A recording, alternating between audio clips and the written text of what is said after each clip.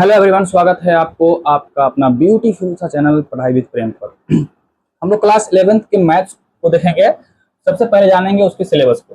चलिए, बिना किसी देरी के हम लोग करने वाले हैं 11th के मैथ का सिलेबस।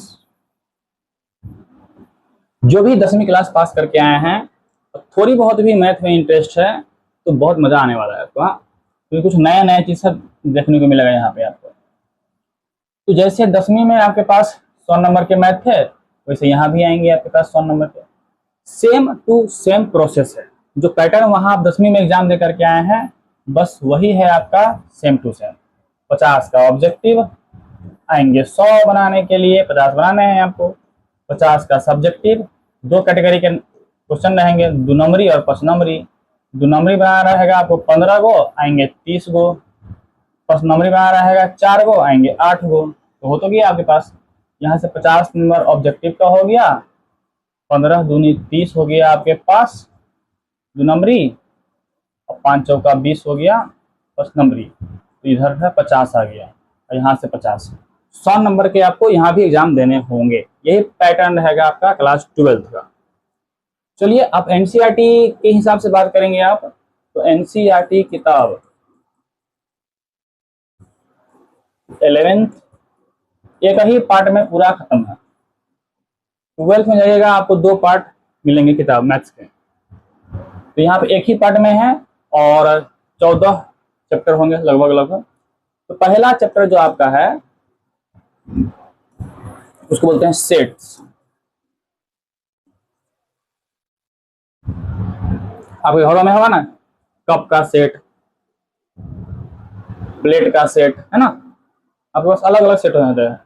सेट मतलब समुच्चय, ग्रुप। हाँ, तो इसको पढ़ेंगे हम लोग, डिटेल में जानेंगे तरीके से।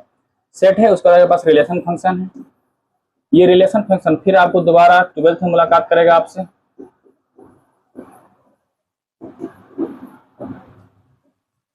तीसरा आपके पास ट्रिगोनोमेट्री है। यही 10वीं वाला साइन थीटा कॉस थीटा, पीछा नहीं छोड़ेगा आपको। ट्रिगोनोमेट्री है आपके पास। ट्रिगोनोमेट्रिक फंक्शन ही है, इसलिए नाम रखा था फंक्शन। ट्रिगोनोमेट्रिक हो गया आपके पास। उसके बाद आपका आता है लीनियर इनइक्वालिटीज। चौथा को अगर हम गोली मार दें, प्रिंसिपल ऑफ मैथमेटिकल इंडक्शन है, और उसको हम गोली मार दें तो 5वां में आता है आपके पास, जो आप 10वीं क्लास में पढ़ चुके हैं। चैप्टर नंबर वहां पढ़े होंगे आप 4 मैथ्स का, द्विघात समीकरण, क्वाड्रेटिक इक्वेशन। तो यहाँ भी पढ़ना है आपको। तो हमको पढ़ना है एक नया सब संख्या से मुलाकात होगा आपके पास, complex number and quadratic equation.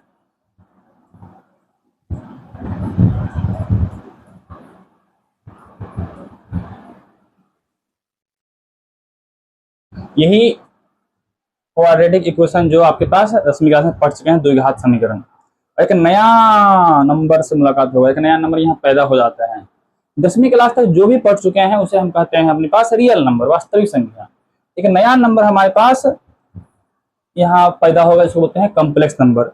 10वीं क्लास में जब ये पढ़ रहे होंगे आप द्विघात समीकरण डी वाला, तो डी का मान अगर 0 से छोटा आता था तो हम क्या कहते थे, वास्तविक नहीं है ये, तो अवास्तविक। मतलब यहाँ जैसे ये टर्म आता था हम लोग आंसर नहीं निकालते थे। अब हम 11th क्लास में आंसर निकालेंगे, जिसका नाम आया कॉम्प्लेक्स नंबर। 5 चैप्टर ये हो गया आपके पास। छठा लीनियर इनइक्वालिटीज है। लीनियर इनइक्वालिटीज छठा नंबर।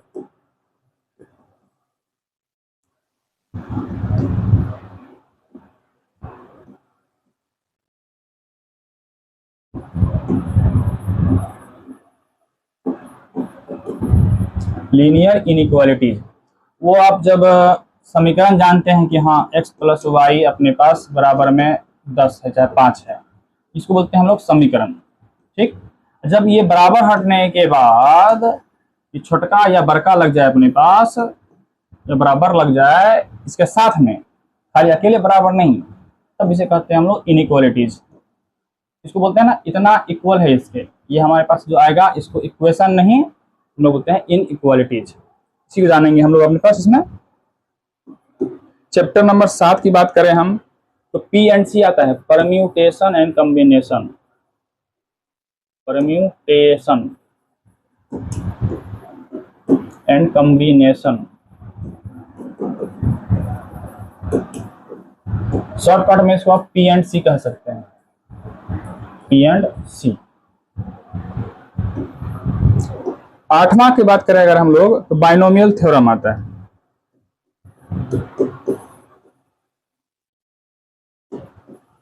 बाइनोमियल थ्योरम,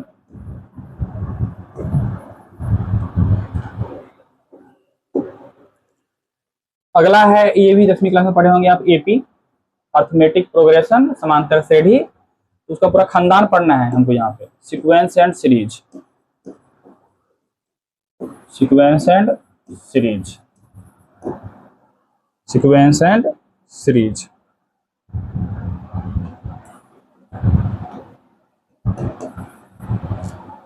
इसमें आपको यहाँ पे पढ़ने को मिलेगा एपी जीपी, बोर्ड के हिसाब से एपी जीपी, और एक्स्ट्रा में आप देखेंगे तो कंपटीशन के हिसाब से आपको एचपी पढ़ने को मिलेगा, एचपी।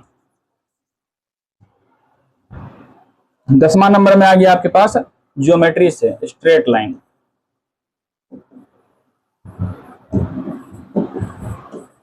Straight lines. 11वां नंबर में आपके पास है कोनिक सेक्शन, यहाँ पे आपको जो पढ़े होंगे पैराबोला, हाइपरबोला, यहाँ पे आपको देखने को मिलेगा, एलिप्स, सर्किल, यहाँ पे देखने को मिलेगा आपके पास कोनिक सेक्शन। 12वां नंबर में है आपके पास 3D का इंट्रोडक्शन पढ़ना है हमको, 3 डायमेंशन का, जो आपको 12th क्लास में ही मुलाकात होगी इससे। और लिमिट्स एंड डेरिवेटिव्स, ये आपको एक नया चीज देखने को मिलेगा, नया चीज, लिमिट्स एंड डेरिवेटिव्स।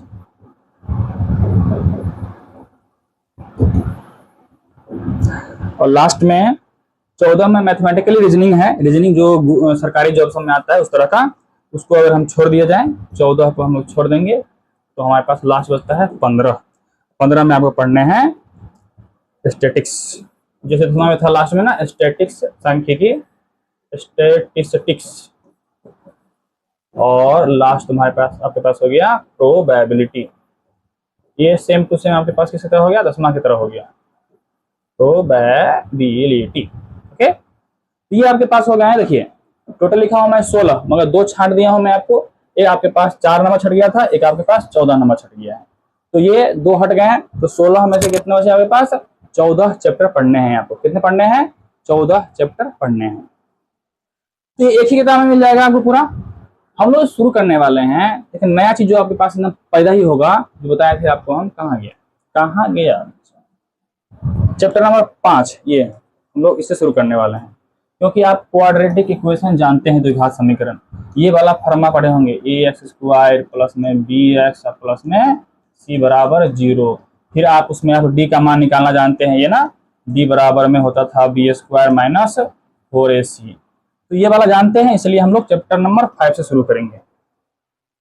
यहाँ पे आपको एक नया शब्द, नया संख्या जानने को मिलेगा, जो काम 10वीं क्लास तक नहीं कर पाते हैं वो 11th में आने के बाद हो जाता है।